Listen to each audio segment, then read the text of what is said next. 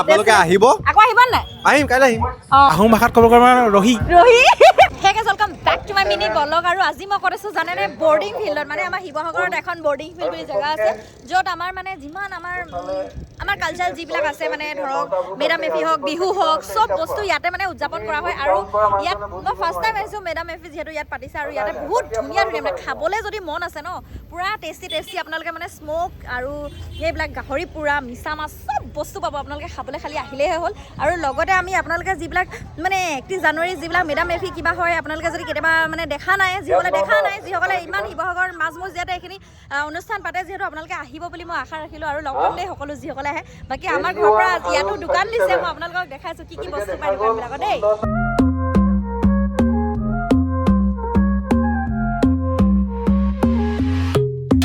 নিমাইজনৰ বোলে থলুৱা জুতি বোলে আপোনালোকৰ ইয়াত হয় নেকি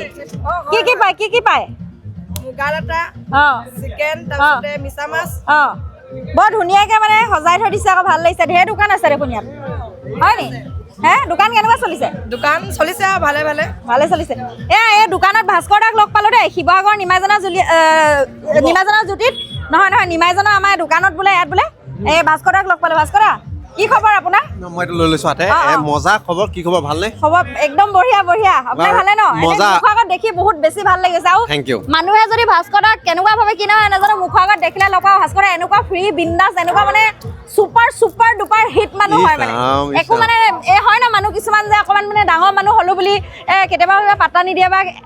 থাকে মানে আপোনালোকে মানে দেখিছে নাজানো মই বহুত ফেচ কৰিছোঁ কিন্তু ইয়াত ভাস্কৰ দা বহি আছে একদম সাধাৰণ মানুহ নিচিনা ধুনীয়াকে বিন্দাছ সাধাৰণে হয় আমি চবে সাধাৰণ বুলি ন মোৰ ভাল লাগিছে মিছা মাছ খাইছো হয় নি ভাল লাগিছে ন আপোনালোকে আহিব আকৌ আহিব নাই আহিম কাইলৈ আহিম আৰু ৰাইজক কি ক'ব আহিবলৈ ক'ব নাই ৰাইজক অনুৰোধ জনাইছো আপোনালোকে আহক আৰু এইবোৰ সময় সাপেক্ষে কিছুমান ছিজনেল বস্তু আমি অভিজ্ঞতা লৈ থাকিব লাগে ঘৰত খোৱা ইয়াত আহি খোৱা পৰিৱেশৰ লগত খোৱা হয় নাই আহিব কি পাতিছে আচলতে মেডাম মেফি পাতিছে 3 দিনীয়াকৈ ভাৰতৰ বাহিৰৰ মানুহ আহিব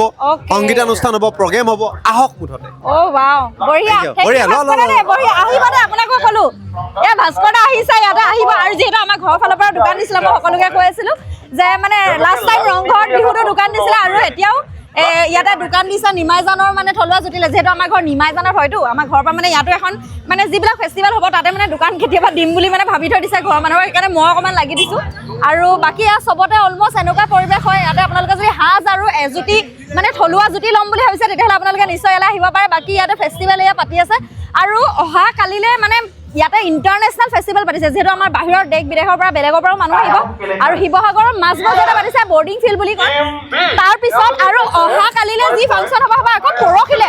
আমাৰ মৰমৰ আচুৰ্য বৰপাত্ৰ দা আহিব থলুৱা জুতিলে আৰু মানুহ আহিছে এতিয়া মই আপোনালোকক দেখাম তেওঁলোকৰ পৰা অলপ মানে সুধিম কেনেকুৱা লাগিছে কি বাকী আপোনালোকৰ কেনেকুৱা লাগিছে খাই আল্টিমেট লাগিছে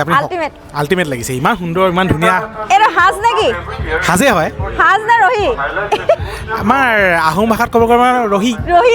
হয় নি ৰহি খাইছে ন ৰহি কেনেকুৱা টেষ্ট কেনেকুৱা আল্টিমেট মজা আল্টিমেট আৰু ৰহিৰ লগত কি খাইছে আমি চিকেন খাইছোঁ খাই শেষে কৰিলোঁ